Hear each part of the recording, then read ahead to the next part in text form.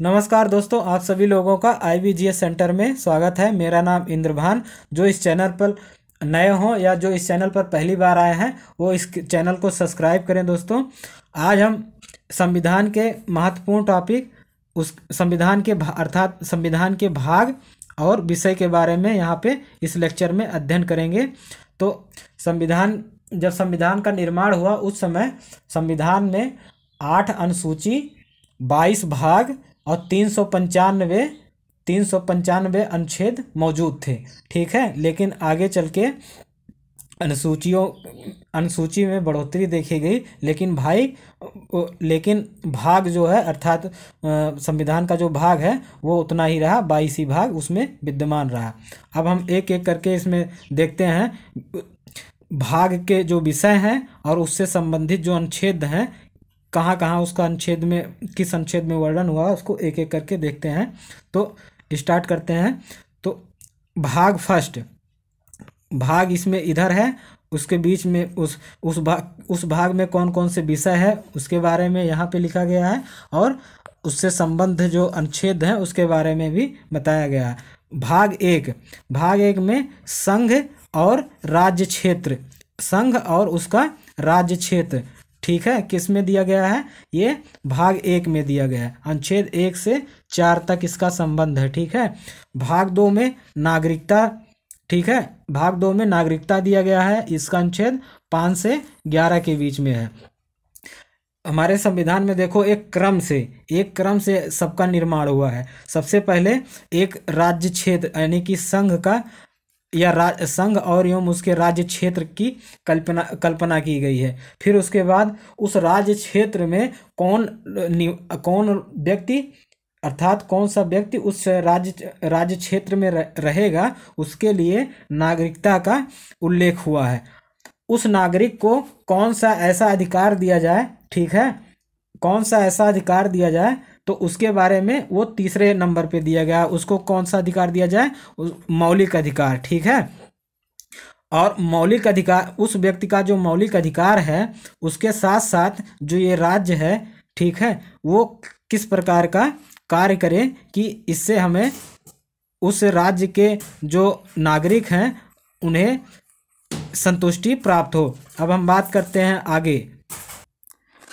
उसके बाद देखते हैं राज्य के नीति निर्देशक तत्व के बाद मूल अधिकार, अर्थात जो उस राज्य में नागरिक रह रहे हैं उनका मूल कर्तव्य क्या है। तो मूल कर्तव्य का जो उल्लेख हुआ है वो अनुच्छेद 51A या अनुच्छेद 51K में इसका उल्लेख देखने को मिलता है। ठीक है। और राज्य के नीति निर्देशक तत्व का उल्लेख कहाँ किस अनुच्छेद में हुआ है? तो वो 36 से लेके 51 के बीच में इसका उल्लेख हुआ है। आगे बात करते हैं। तो इसमें किस प्रकार से हमारे भारत में जब संविधान का निर्माण हुआ तो सबसे पहले संविधान में क्या संघ उसके राज्य क्षेत्र को रखा गया। फिर उसके बाद उस राज्य में कौन सा नागरिक होगा, किस प्रकार का, उसके बारे में उल्लेख किया गया संविधान में। फिर उसके बाद उस नागरिक को कौन सा मूल अधिकार दिया जाए, उसके बारे में फिर अगले अध्याय में या अगले भाग में उसका वर्णन किया जाता है। फिर उसके बाद जो संघ है अर्थात उसका राज्य क्षेत्र जो है उसके कुछ सामाजिक कार्य भी हैं, तो उसके बारे में चौथे भाग में उसका अध्ययन करवाता है, जानकारी देता है। और चौथे ही भाग में उस व्यक्ति का अर्थात जो उस राज्य में नागरिक रह रहा है उसका मौलिक कर्तव्य या मूल कर्तव्य क्या है उसके बारे में भी वर्णन करता है। कौन सा भाग?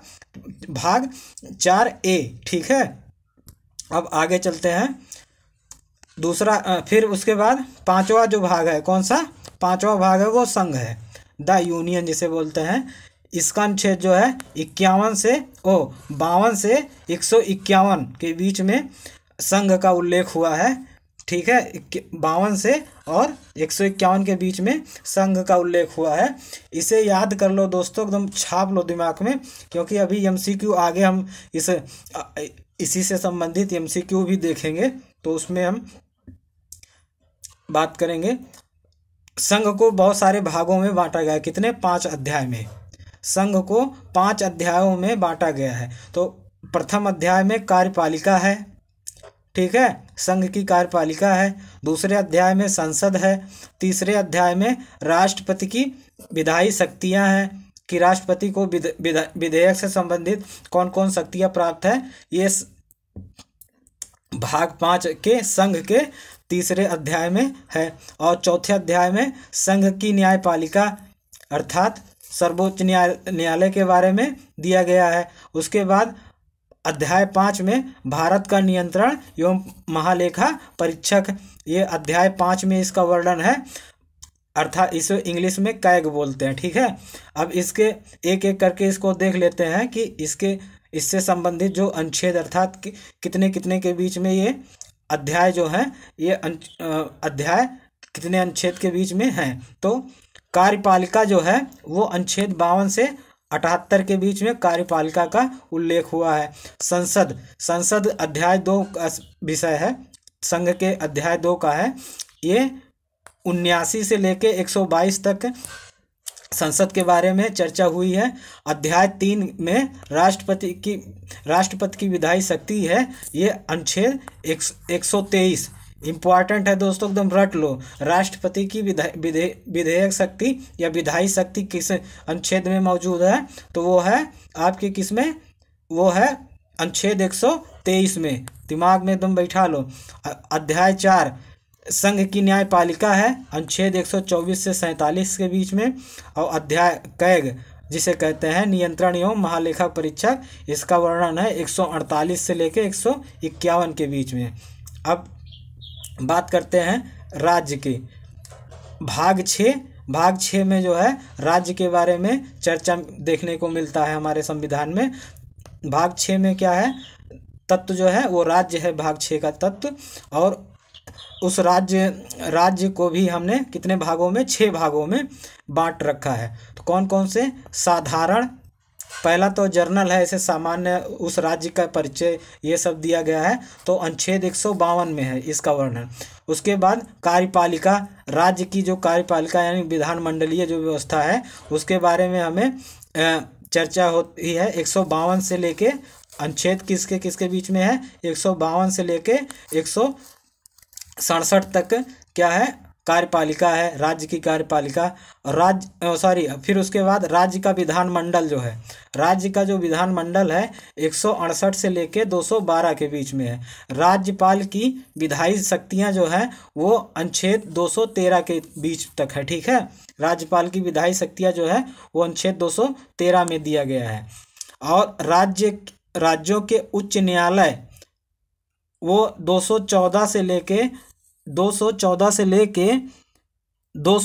के बीच में, 214 अनुच्छेद 214 से लेके अनुच्छेद 232 के बीच में राज्यों के उच्च न्यायालय के बारे में बतलाया गया है। ठीक है, और राज्य के अध्याय 6 में अधीनस्थ न्यायालय, सब ऑर्डिनेट कोर्ट जिसे कहा जाता है, और इसका संबंध है भारतीय अनुच्छेद के 233 से लेके 237 के बीच में अधीनस्थ न्यायालय के बारे में बताया गया है। ठीक है, इसको यहाँ से बहुत बार क्वेश्चन पूछे जाते हैं अनुच्छेद से संबंधित, तो ये पूछ लेता है कभी कभी। तो हम आगे बढ़ते हैं। पंचायतें और संघ के राज्य क्षेत्र जो हैं कौन कौन से हैं, तो 7वें अध्याय में संघ राज्य क्षेत्र दिया गया है। ठीक है, द यूनियन टेरिटरी। ठीक है, ये अनुच्छेद 239 से लेके 242 के बीच में है। ठीक है, कौन, संघ राज्य क्षेत्र। फिर इसको 2 भागों में और बांट रखा है, 7 का और 7 खा। भाग 7 का में नगर पालिका है और भाग 7 खा में सरकारी समितियां हैं। ठीक है, तो इसका वर्णन कहाँ तक हुआ है, जो पंचायतें हैं वो अनुच्छेद 243 में।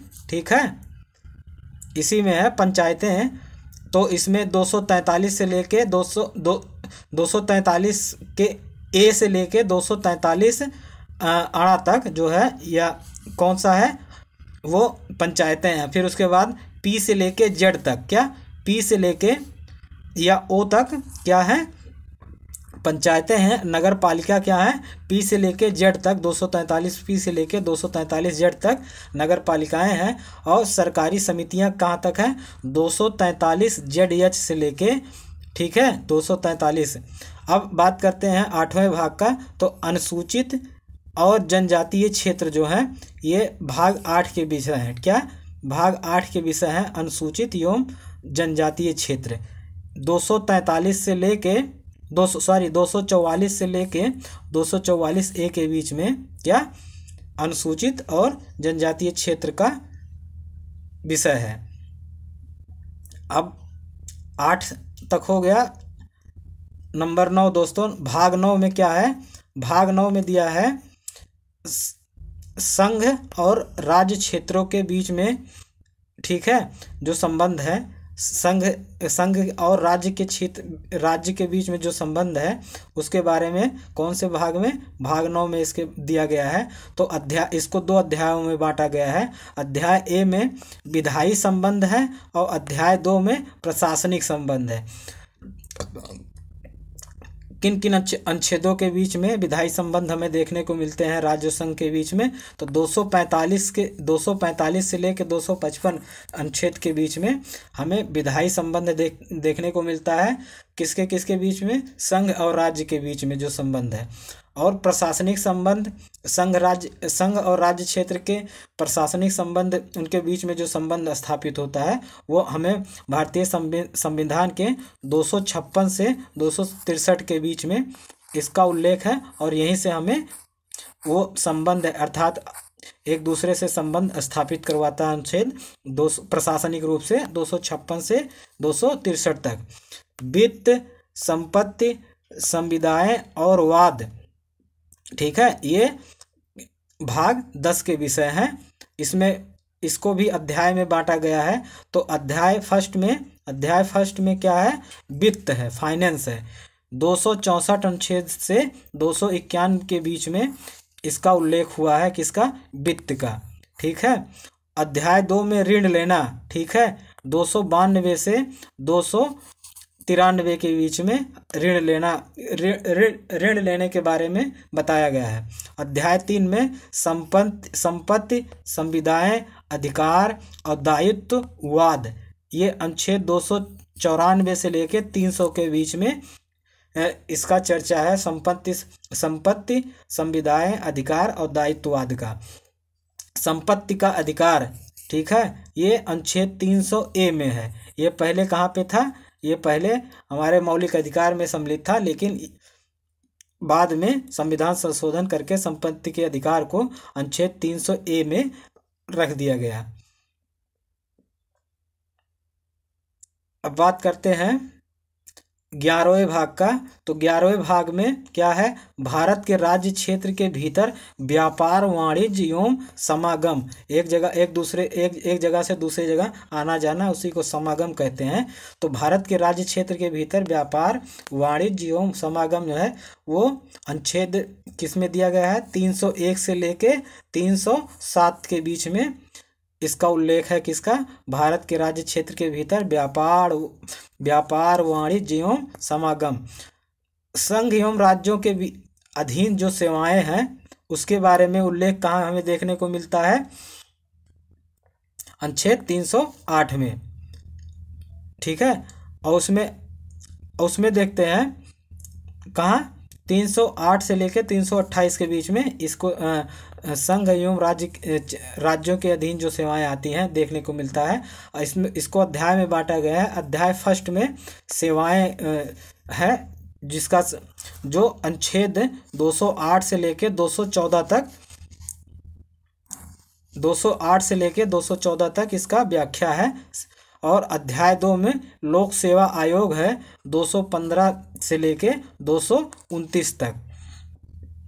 इसी में भाग 12 ए है, ये अधिकरण से संबंधित है। बहुत बार ये क्वेश्चन पूछा गया है, ये इसको एकदम दिमाग में छाप लो दोस्तों, ठीक है। बहुत बार कि अधिकरण भारतीय संविधान के किस भाग में अधिकरण का उल्लेख हुआ है। तो भाग 12 ए में अधिकरण का उल्लेख है अनुच्छेद 229 का में, ठीक है। अब निर्वाचन भाग 13 का विषय है निर्वाचन जो है वो भाग 13 का विषय है। कब किसका विषय है? भाग 13 का विषय है निर्वाचन। और अनुच्छेद कितने के बीच में है ये निर्वाचन? 324 से लेके 329 के बीच में, 324 और 329 के बीच में निर्वाचन के बारे में बतलाया गया है। आगे बात करते हैं अनुसूचित जातियों, अनुसूचित जनजातियों, क्या अनुसूचित जातियों और अनुसूचित जनजातियों यानी कि एसटी और पिछड़े वर्ग ओबीसी एवं आंग्ल भारतीयों के संबंध में विशेष जो उपबंध है, ठीक है, वो अनुच्छेद 330 से लेके 342 के बीच में दिया गया है। भारतीय संविधान के 330 से 342 के बीच में ये एससी एसटी ओबीसी और आंग्ल भारतीयों के बीच में विशेष उपबंध दिया गया है। भाग 15 में दिया गया है राजभाषा, ऑफिशियल लैंग्वेज जो है, ठीक है, ये इसका हमारे संविधान में उल्लेख अनुच्छेद 243 से 251 के बीच में किया गया है। इसको 4 भागों में या 4 अध्यायों में बांटा गया है राजभाषा को। तो अध्याय फर्स्ट में संघ की भाषा यानी केंद्र की क्या भाषा होगी, वो इसका उल्लेख अनुच्छेद भारतीय संविधान के 343 से 344 के बीच में देखने को मिलता है। अध्याय 2 में प्रादेशिक यानी कि रीजनल जो भाषाएं हैं वो अनुच्छेद 345 से लेके 347 के बीच में दिया गया है। सर्वोच्च न्यायालय और उच्च न्यायालय की जो भाषा है वो किस प्रकार का होगा, वो हमारे भारतीय संविधान के अनुच्छेद 348 से 349 के बीच में दिया गया है। अध्याय 4 में दिया गया है, राजभाषा के अध्याय 4 में दिया गया है विशेष निर्देश। इसका हमारे संविधान में जो हमारे संविधान में उल्लेख वो 350 से 351 के बीच में, अर्थात अनुच्छेद 350 और 351 में विशेष निर्देश दिए गए हैं। अब भाग 16 भाग 16 और भाग 17। भाग 16 में आपात उपबंध दिया गया है। अनुच्छेद 352 से 360 बहुत इंपॉर्टेंट है ये आपात उपबंध। प्रकीर्ण दिया गया है अनुच्छेद 361 से 367 के बीच में। भाग 18 जो है संविधान संशोधन की प्रक्रिया जो है भाग 18 से होता है। ये 3 से 4 बार ये भी 3-4 बार क्वेश्चन पूछा गया है भाग से संबंधित, यानी भारतीय संविधान के भाग से संबंधित ये क्वेश्चन संविधान का संशोधन भारतीय संविधान के किस भाग में है, तो भाग संख्या 18 में है और आर्टिकल इससे संबंधित है 368। ये दोनों चीज, एक पहला तो संविधान का संशोधन किस भाग में है, तो भाग 18 में। संविधान का संशोधन किस अनुच्छेद में है, तो भाग अनुच्छेद 368 के बीच में है। बात करते हैं आगे हम भाग 19, ठीक है, भाग 19 में अस्थायी और संक्रमणकालीन विशेष उपबंध दिया गया है। इसका विस्तार जो है हमारे संविधान में आर्टिकल 369 से आर्टिकल 392 के बीच में है। संक्षिप्त भाग 20 में संक्षिप्त नाम प्रारंभ और हिंदी में प्राधिकृत पाठ और निरसन दिया गया है। ये अनुच्छेद 393 से लेकर 395 के बीच में दिया गया है, ठीक है। इस प्रकार दोस्तों भारतीय संविधान का भाग यहीं पे समाप्त होता है। अब हम आगे एमसीक्यू को लगाएंगे, जो पीछे पड़े हैं उसी के बेस पे देखते हैं क्वेश्चन। तो पहला क्वेश्चन है अनुच्छेद 368 में कौन सा, भारतीय संविधान के 368 में कौन सा प्रावधान किया गया है, तो ऑप्शन देख लेते हैं। पहला ऑप्शन है वित्तीय आपात का, दूसरा है अखिल भारतीय सेवाओं का, तीसरा है राज्यपाल की नियुक्ति का, चौथा है संविधान संशोधन का। तो अभी हम जस्ट पढ़े हैं भाग 18 में भाग 18 में क्या दिया गया है, संविधान का संशोधन। ये अनुच्छेद किससे संबंधित है, 368, ठीक है। नेक्स्ट क्वेश्चन के बारे में चलते हैं। इसमें बतलाया गया है संघ और राज्यों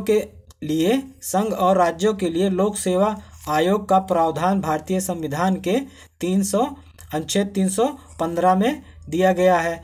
वित्त आयोग का प्रावधान अनुच्छेद 380 में दिया गया है। तो अब इसमें आप कह रहा है कौन सा कथन सत्य है, तो देख लेते हैं क्या दोनों कथन सत्य है कि असत्य है, किस चेक कर लेते हैं। तो संघ और राज्यों के लिए लोक सेवा आयोग का प्रावधान भारतीय संविधान के अनुच्छेद 315 में दिया गया है, तो ये बात सही है।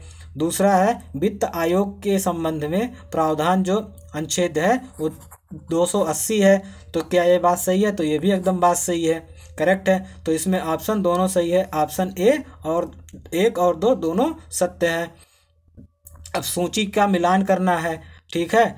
तो देख लेते हैं राजभाषा की सूची क्या है। राजभाषा किस अनुच्छेद से रिलेटेड है या संबंध है। संघ राज्य क्षेत्र किस अनुच्छेद से संबंध है। राज्य के नीति निदेशक तत्व और संघ, ठीक है। तो देख लेते हैं ऑप्शन देख लो दोस्तों। पहले का क्या है, पहले का तीसरा है, ऑप्शन यही है। पहले का तीसरा है राजभाषा 243 से 251 के बीच में है। और संघ राज्य क्षेत्र क्या है 239 से 242 के बीच में है।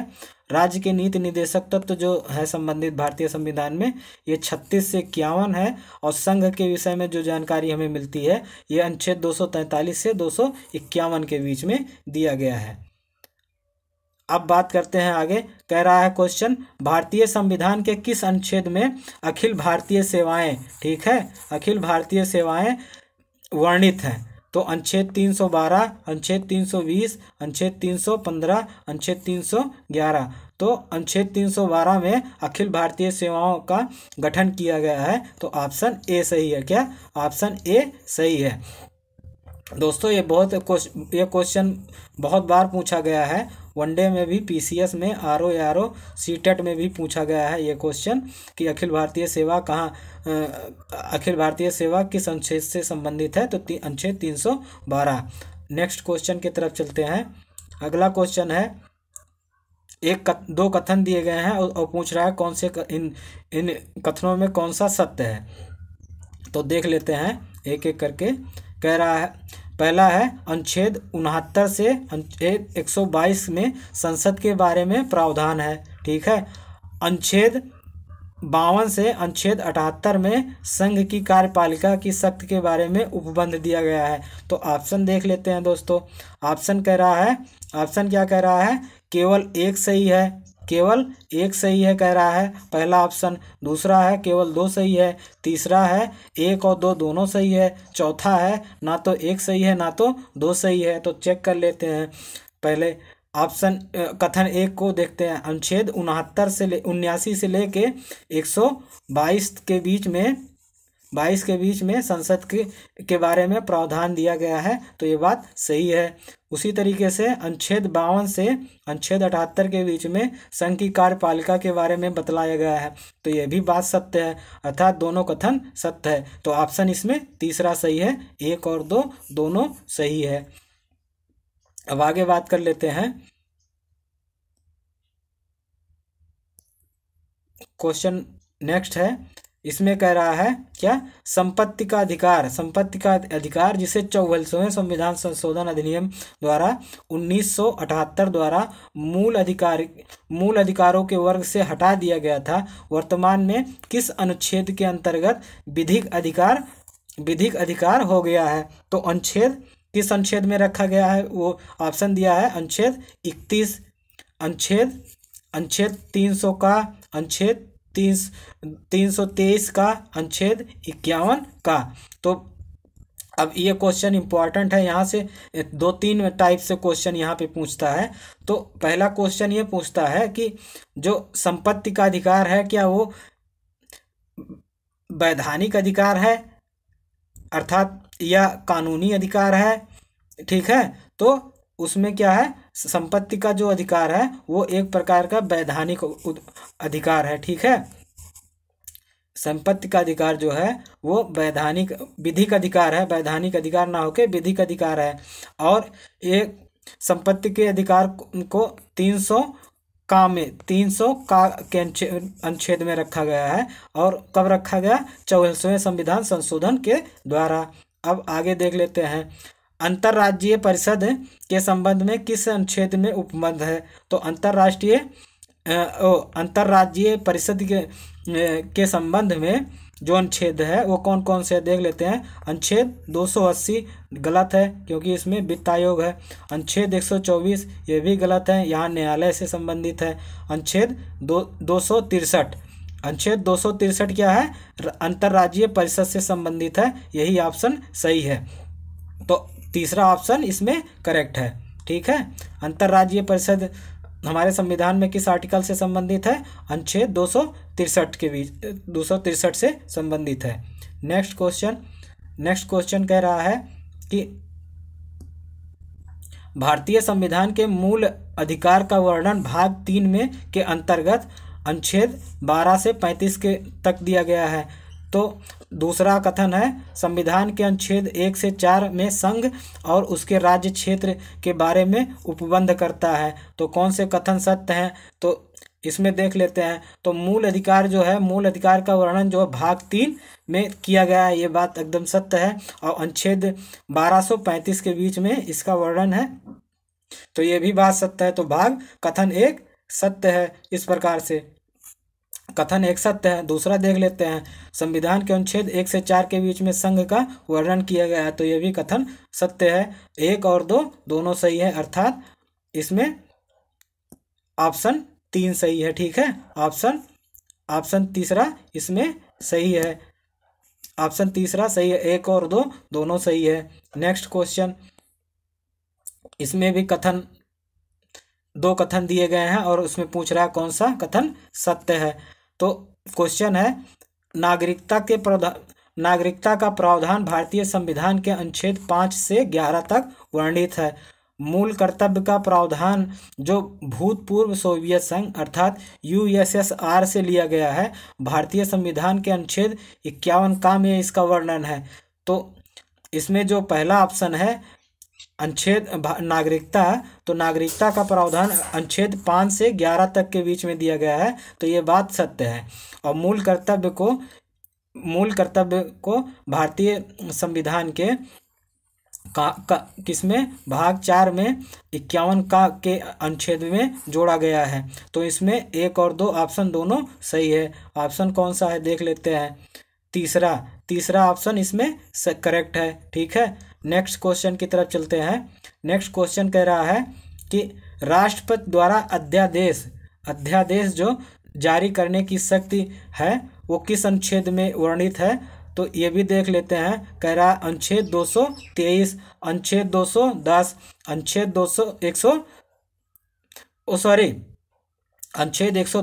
अनुच्छेद 143, अनुच्छेद 123। तो राष्ट्रपति द्वारा जो अध्यादेश जारी करने की शक्ति है वो किस में वर्णित है? अनुच्छेद 123। ठीक है, वार्षिक वित्तीय विवरण जिसे बजट के नाम से पुकारा जाता है किस अनुच्छेद से संबंधित है? तो अनुच्छेद देख लेते हैं,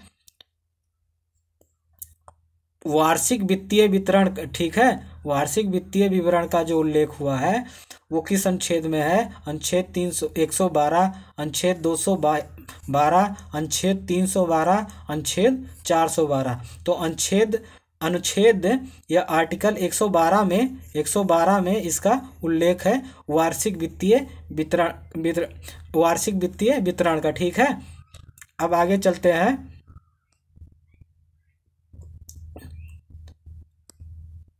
इसी के साथ दोस्तों ये लेक्चर समाप्त होता है। नमस्कार।